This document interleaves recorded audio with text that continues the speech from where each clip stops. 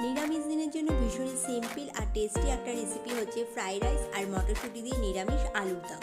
সামান্য পরিমাণ নুন দিয়ে ভাত বসিয়ে দিলাম। এদিকে টমেটো, ক্যাপসিকাম, আদা আর কাঁচা লঙ্কার একটা পেস্ট রেডি করে নিলাম।